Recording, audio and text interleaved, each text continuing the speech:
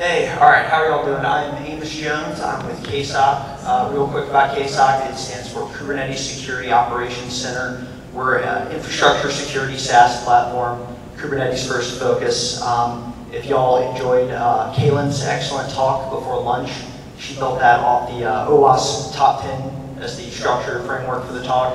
That was actually written by Jimmy Mesta, who is the founder of KSOC. So if that's interesting to you, if you want to take that approach in your own environment, please flag me down or raise your hand in the audience now. But the talk today, we're going to take a look at Kubernetes CVEs from an EPSS perspective. So that's Exploit Prediction Scoring System. Any of y'all heard of EPSS? Raise your hand. Or is anyone even working with it? I got one hand, kind of. Anyone else? Okay.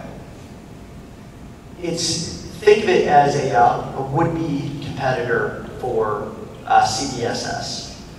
So today, we're going to look at this from a Kubernetes lens. There's 43 official Kubernetes CVEs. The usual guidance for CVE, obviously, is an update.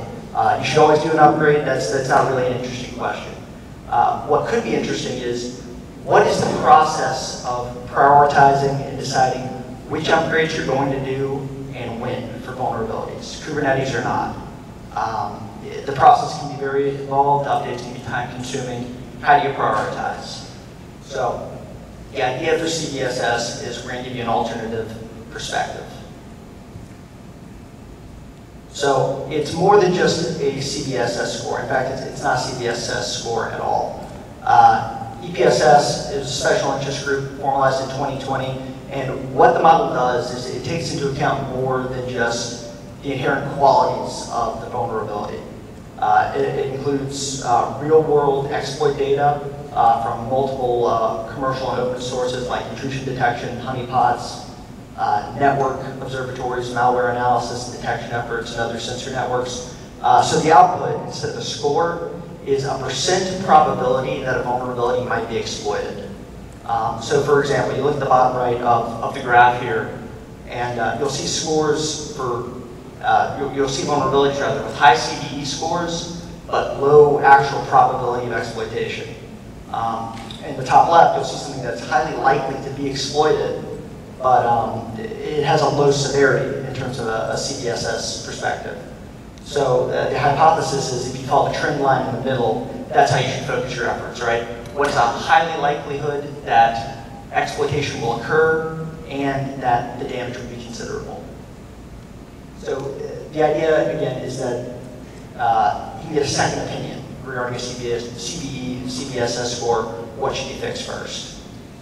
So when we get to Kubernetes CVEs in particular, here are the top 8 vulnerabilities most likely to be exploited, according to EPSS. The top one is an issue with a GoGo protobuf compiler, which has 5,600 GitHub stars. It was used prior to version 1.3.2 in Kubernetes.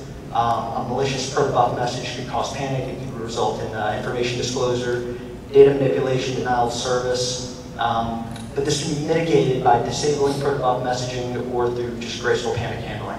The second one, in a nutshell, this bug allows an attacker who is able to intercept certain upgrade requests in the kubelet, like pod exec, pod attach, any resource proxy, and redirect those requests. This can allow them to obtain credentials to take over other nodes, resulting in privilege escalation or lateral movement. This bug could potentially be escalated to a high CVSS severity if multiple clusters share the same certificate authority. Multiple proofs of concept exist, which explains the relatively high EPSS rating. So of these 8, only 2 are potentially an issue in Kubernetes version 1.21 or higher. And only 20% of folks are running Kubernetes higher than 1.21, according to the last survey we saw on this. So, not saying that you shouldn't patch either of these, you definitely should, but it is interesting to note that they're both considered relatively unlikely to be exploited, despite their high CVSS ratings. So again, to reiterate, only 2 of these are potentially an issue in version 1.2 or higher, 1.21, and if they're the only 2 of the top 2 of the list that are potentially an issue, that means we really need to focus our attention on upgrading beyond this point. It sounds obvious, and frankly it is. What we can also be seeing is that the data from EPSS it's more available around exploits in the wild for older versions of Kubernetes, so that could be perhaps skewing the data showing up here. Interestingly, no CVEs impacting currently supported versions of Kubernetes made it to the list. So since 2020, there's been 2 CVEs given an 8.8 CVS rating. Neither of them made it into the top 8 EPSS.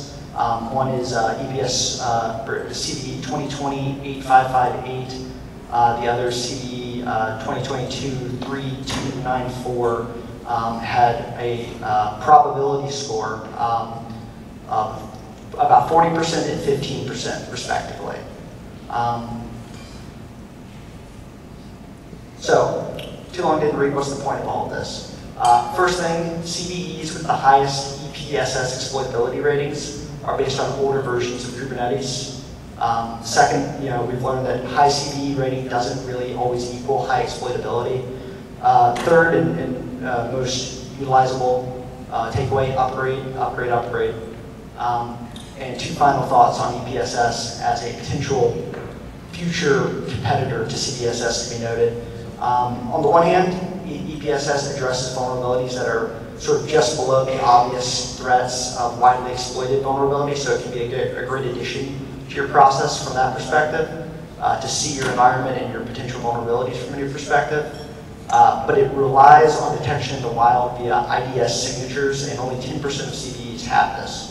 So that's a limitation to keep in mind.